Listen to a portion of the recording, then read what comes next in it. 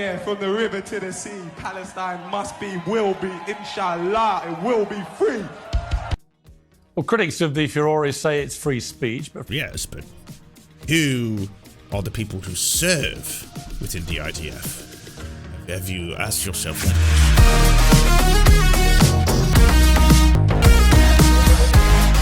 Death to the IDF! Death to the IDF! This is on BBC, by the way, because BBC were like, hey, we got a neat trick. Here's what we're going to do. We're going to still have Kneecap perform, but we just won't air it. So we'll just block that little slot out. So that way, any of the wild stuff they have planned will effectively just not arrive in time for us to get in trouble. Hell yeah, from the river to the sea, Palestine must be, will be, inshallah, it will be free. Well, critics of the furore say it's free speech, but free speech can still have consequences. Bob Vylan were dropped by their agents today. The United States has revoked their visas. They're also now facing a criminal investigation, which in my view is probably a step too far. But the free speech defence seems to be at odds with another Brit who made global headlines, Lucy Connolly, who's currently serving a 31-month jail term for incendiary social media posts, which she deleted within a few hours. And does free speech only apply to people who go to music festivals? Joining me to debate all this and a lot more, the Israeli author and influencer Hen Mazik, comedian James Barr, commentator Esther Krakow, and We're not sitting through the totality of this. I just wanted to see what Taylor Renz had to say, because Taylor Renz is, once again, this will shock you, but getting quite a bit of hate online for her opinions on the matter. You don't get to describe yourself as anti-fascist going forward. Why did you repost that?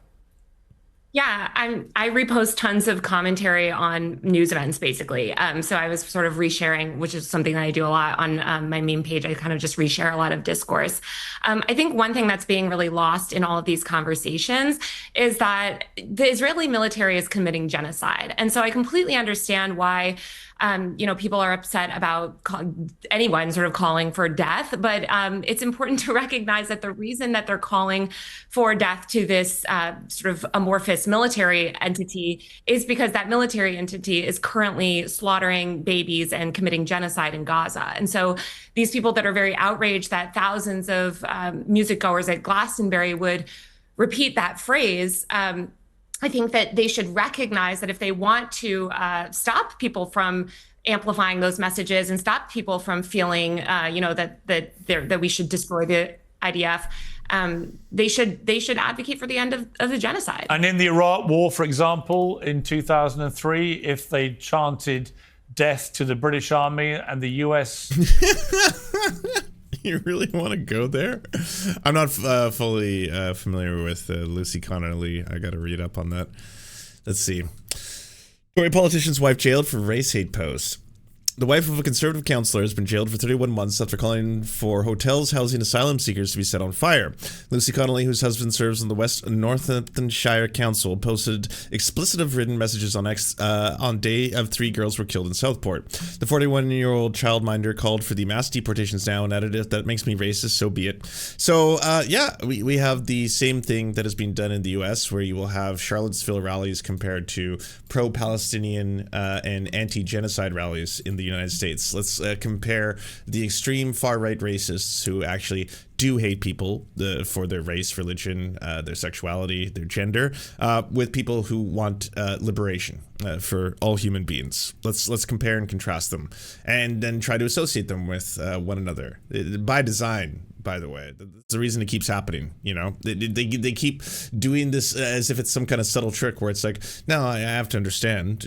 Zoran, you have said, I believe, something related to Intifada. I'm not entirely sure. You know what? All I want to say is that it's making the Jewish community in New York feel very uncomfortable with you. And what do you have to say about all of the hatred that you have been spewing? Doesn't matter if it's hatred coming from people in New York or say in Charlottesville. You remember what they were saying there.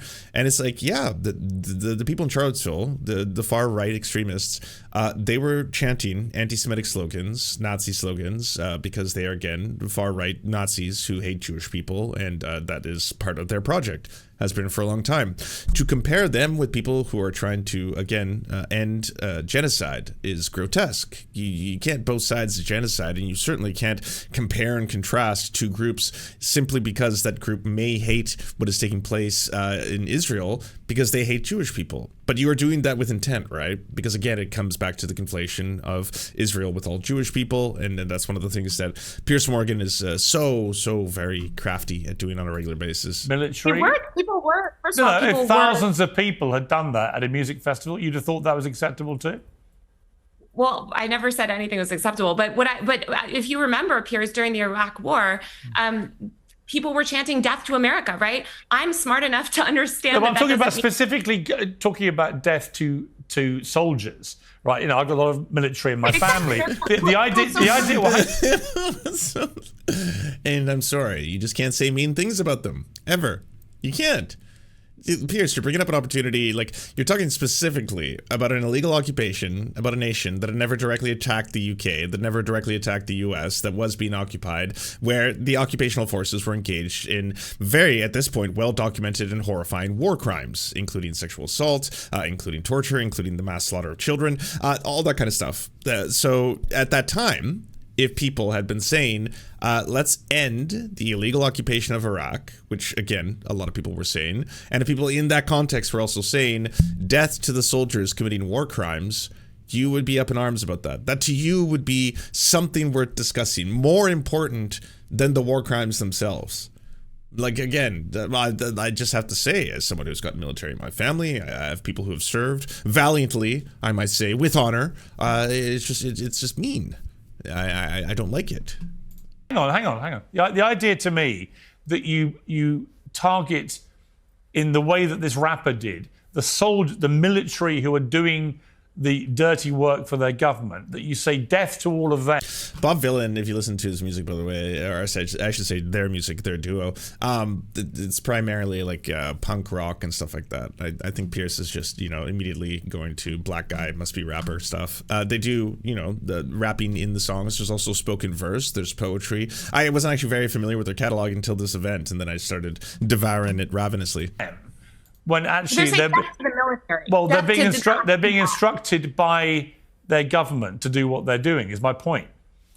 Well, right, exactly. So we should end the genocide. And yes, people are going to, if a military entity is committing a genocide, yes, they want death to that military entity. Again, that military entity is currently slaughtering innocent babies. We found out Haaretz reported just last week that they were knowingly... They weren't talking about an entity. They were talking about the soldiers. They wanted death to the IDF soldiers. No, they didn't say death to the IDF soldiers. They said death to the IDF. Again, the IDF is a military entity. If people would like the public to change their sentiments around the IDF, they should advocate for the end of the genocide. What do you think the IDF is? It's a military organization. Again, if people are very angry at right now because this military organization is currently... This is kind of just grasping at straws here. Well, yes, but who are the people who serve within the IDF? Have you asked yourself that question?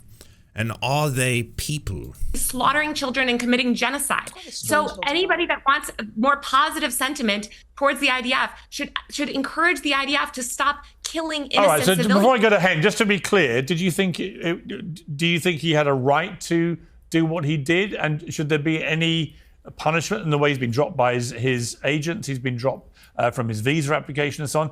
Do you think he was entitled to do what he did? Well, I mean, listen. Again, you're conflating a bunch of stuff there, right? Private corporation, they can do whatever the fuck they want. If they don't think it's in their best image, of course they're going to drop it. Yeah, United States, sovereign nation, independent. You might want to learn a little bit about what it is to be a country and whether or not you can actually prohibit people from entering and leaving the nation state itself. But yeah, of course the United States is going to have the ability to rescind their visas. This is like, none of that is up for debate. What are we talking about here? I think fundamentally at its core, what's important is that this, and Taylor's doing a good job of explaining it, is all a distraction.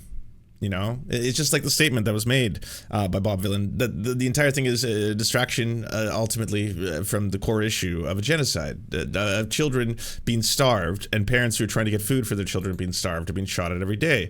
Like every single time I go into, like, let's log in right now. Live updates. Doctors in Gaza warn that thousands of babies could die now as baby formula supplies have run dry after the Israeli blockade. Today, 95 Palestinians were killed in Israeli attacks throughout Gaza, including more than a dozen desperate for seeking food at the U.S.-Israel-backed aid distribution sites. Those are sites run by private contractors, American private contractors that then have IDF soldiers who are supposed to provide security for the contractors, where they again make Palestinians travel through areas that are considered dangerous and no-go zones, where they're told not to go through them, but they intentionally make them have to cross through them, knowing that they'll be killed along the way, because the entire thing is a sick and twisted game. Once they arrive to the area in which the food distribution will begin, private contractors are there supposed to distribute the food to the people, and the IDF soldiers funnel them into small, concentrated little areas where they then shoot them in the skull. It is, again, crimes against humanity, the just horrifying reality every single day. You'll see a new headline that explains it. It's getting so bad that you're not even seeing passive voice getting used. Like I said, the Toronto Star doesn't often have headlines like the 76... let's see if I still have it here. Yeah, 74 frontline, 74 killed in Gaza at food aid distribution site as IDF opens fire upon starving families.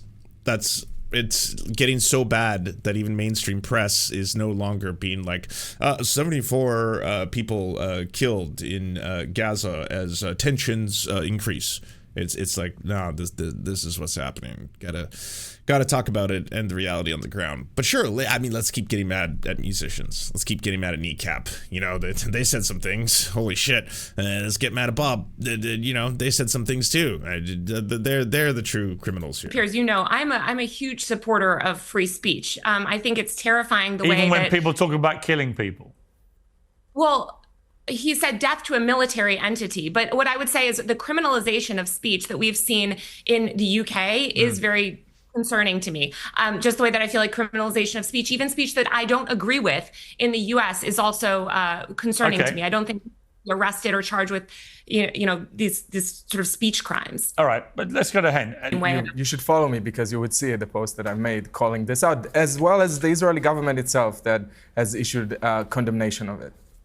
Okay, well, that's good to hear that they did that. Now, what they should do next is stop the genocide. Again, if people want the public and these artists to have more positive sentiment towards the Israeli military forces, then I don't think anyone wants positive sentiment. I don't know why you twisted it around. We're saying we don't want anyone to call for the death of anyone. I mean, if you are advocating for again. I also want to add that, again, while all the most horrifying possible things are happening on a daily basis, including literal babies being starved to death, and, you can now see what that looks like by the amount of fucking corpses that have arrived on our timelines, you'll still get Western politicians constantly being like, Israel's right to defend itself. Is that not a really fucked up and grotesque way of framing everything? Is that not a call to violence? Is that not a justification of horrifying atrocities? If someone is like, hey, by the way, we need to stop this genocide. Hey, by the way, we need to stop this act that seems to be happening on a daily basis, where the starving population, the desperate and starving population are parents of children are being funneled into these small little concentration camps and then being shot in the face as they try to get food. That needs to stop. And then if you respond to that, well, Israel does have a right to defend itself, but then what are you saying they have a right to do then? You're saying they have a right to this genocide. You're saying that they have a right to do this, that they have a right to dehumanize, torture, and kill Palestinian children. Is that not violent? And that's actually happening, by the way. Bob Vylan can say out loud and chant things like death to the IDF, again, a military entity, and in so doing, people can get upset, sure, but that is not resulting in the mass eradication of the IDF in the other direction. And yeah, no nation has a right to genocide, but that seems to be a constant, on one end, the people will be mad about this, and on the other end, the statements will be made. Ling Cunningham shared James O'Brien. Bob Vylan have put a statement out, I think in the last few minutes, but this is the statement. Today, a good many people would have you believe a punk band is the #1 threat to world peace. Last week, it was a Palestine pressure group. The week before that, it was another band. We are not for the death of Jews. Arabs, or any other race or group of people. We are for the dismantling of a violent military machine, a machine whose own soldiers were told to use unnecessary lethal force against innocent civilians waiting for aid, a machine that has destroyed much of Gaza. We, like those in the spotlight before us, are not the story. We are a distraction from the story, and whatever sanctions we receive will be a distraction. The government doesn't want us to ask why they remain silent in the face of this atrocity. Was it wrong for the rebels to say death to the empire? Apparently. Yeah. I mean, did you just, why call for the death of anyone? I'm just saying, universally, right? Like, I would be upset if I heard someone say death to Palestinians, and equally, I'm upset by someone saying death to the IDF, you know? To ask why they aren't doing more to stop the killing, to feed the starving. The more time they talk about Bob Vylan, the less time they spend answering for their criminal inaction. We are being targeted for speaking up. We are not the first. We will not be the last. And if you care for the sanctity of human life and freedom of speech, we urge you to speak up too. And it ends with the line, Free Palestine. Live via satellite from Jordan, Clarissa Ward. You've done extensive reporting from the Middle East for years. Do you have a sense of how that region now views the United States? Because this is an unprecedented military action by the United States. While we've had tension with Iran for all these years, we've never bombed them. Right. I think there was a moment, when Prime Minister Netanyahu and President Trump were kind of dangling this idea of regime change. That is anathema to people in this region. They remember the invasion of Iraq. They remember the hundreds of thousands of people and the wave of terror and sectarianism and chaos that was unleashed as a result of that. So absolutely, that's abhorrent for people to hear in this region. But honestly, Iran is not the big issue right now in this region with America.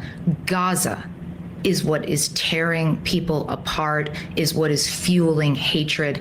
I cannot even tell you, every day people come up to me, Stephen, and they say, are they not seeing what we're seeing?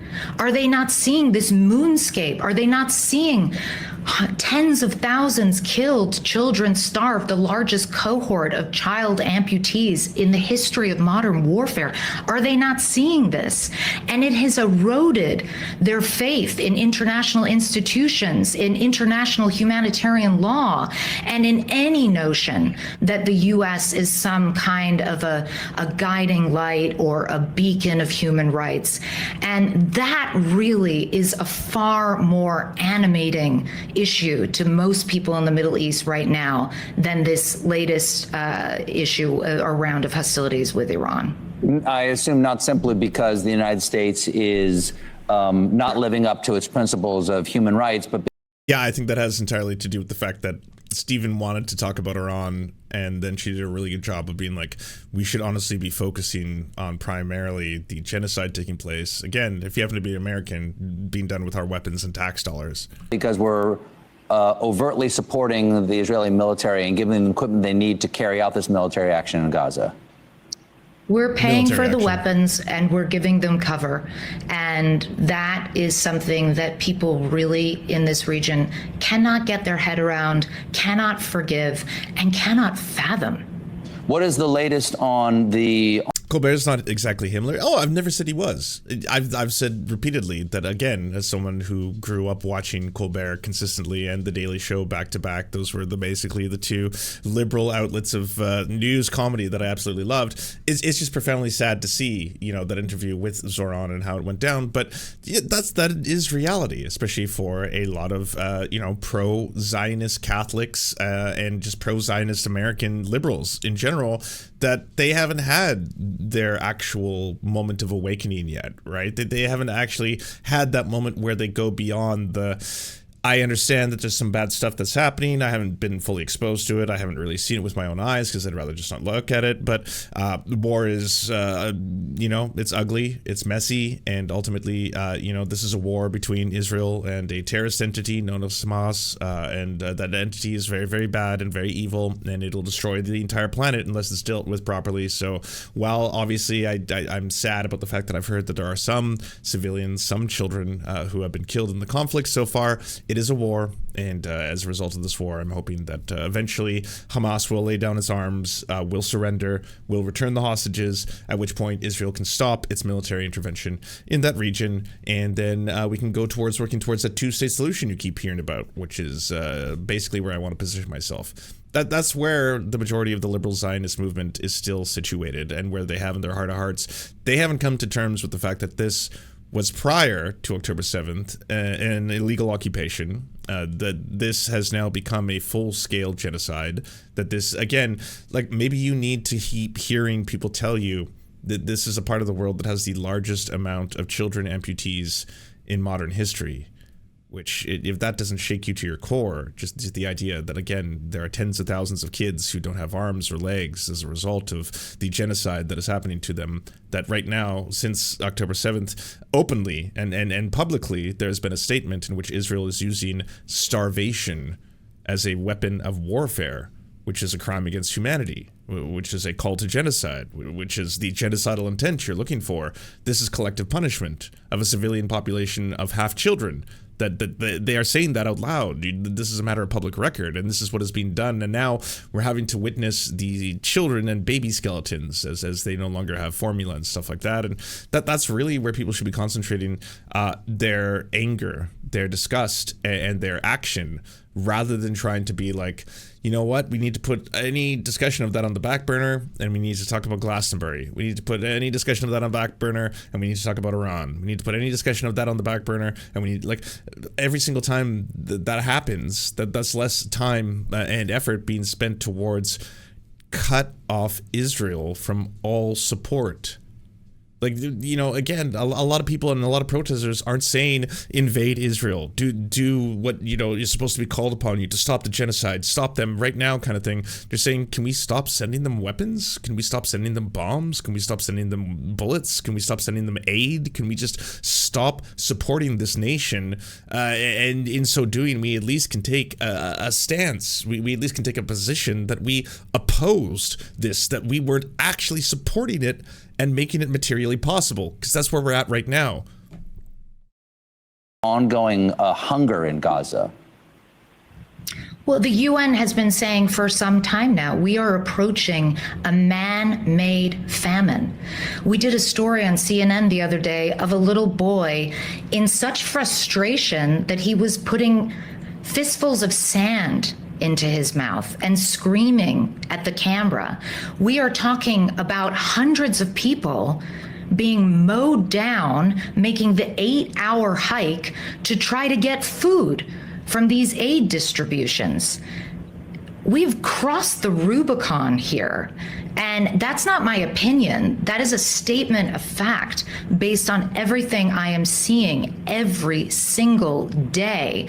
And the one hope that people have right now is that maybe now, on the back of this ceasefire, maybe now that Prime Minister Netanyahu has kind of flexed his muscles to the more right-wing members or the far right of his cabinet, maybe now there is a space to have a ceasefire in Gaza, to get those hostages home. And by the way, the families of those hostages as well were out imploring Israel's leadership just yesterday, saying, please, don't just make this a ceasefire for Israel and Iran, include Gaza in it. And we heard President Trump today, too, saying he's hopeful, there's a chance, and in the next few days, we'll see if there really will be some possibility of a ceasefire in Gaza.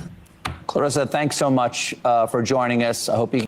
I mean, that seemed to go a little differently than one would anticipate. Brought on to talk about Iran.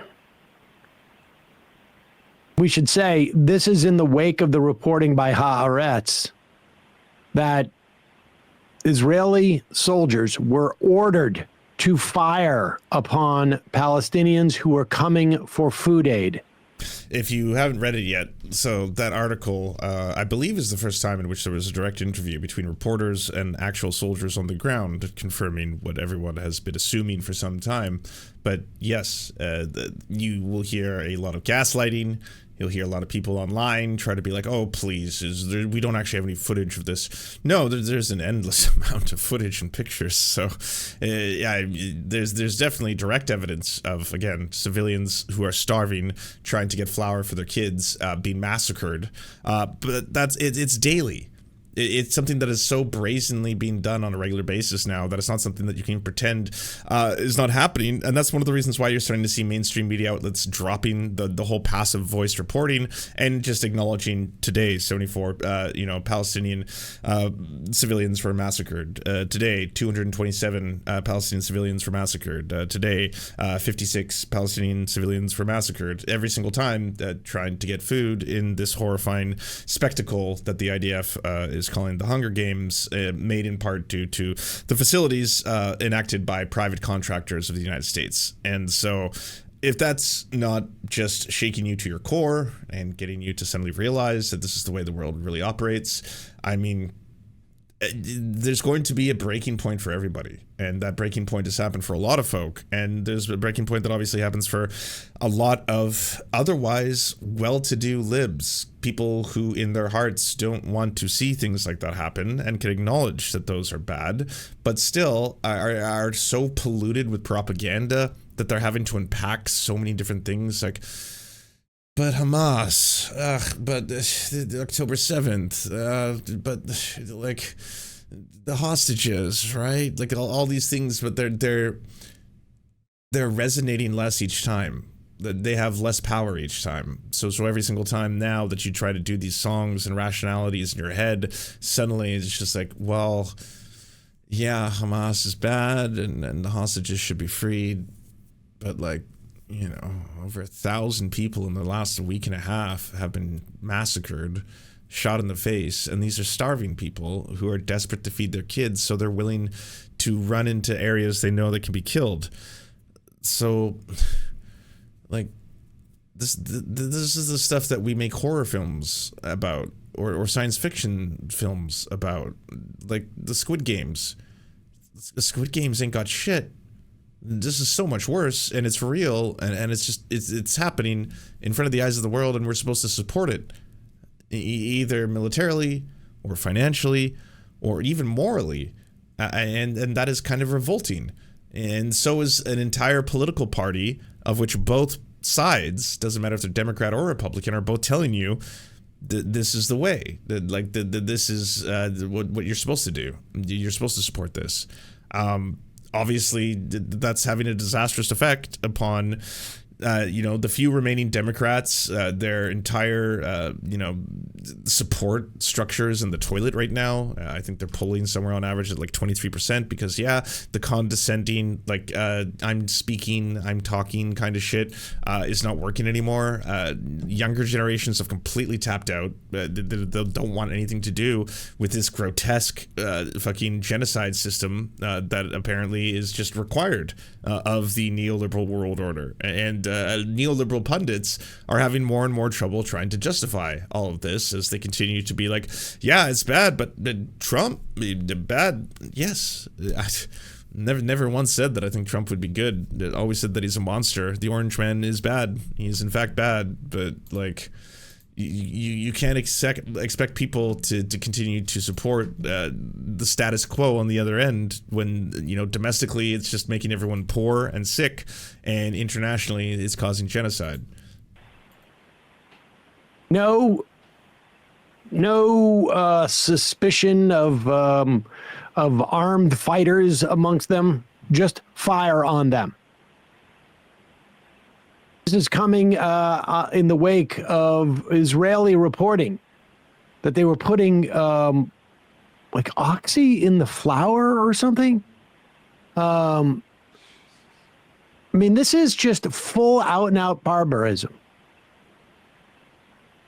It's just, it's disgusting. And one wonders, will we hear Kristen Gillibrand accuse that reporter of anti-Semitism? Will we hear the ADL accuse Colbert and that reporter of anti-Semitism? Well, the ADL, really? Will Congressman Dan Goldman accuse them of anti-Semitism? But apparently Elon Musk doing a literal Nazi salute was just an unfortunate hand gesture. Yeah. Oh, you know, what's a mild, unfortunate hand gesture by a known anti-Semite who spreads neo-Nazi accounts online and turned one of the largest sources of news on the internet into a literal Nazi app? Yeah. But he's not the real anti-Semite. It's the people who are like, I can't really stomach the whole genocide thing.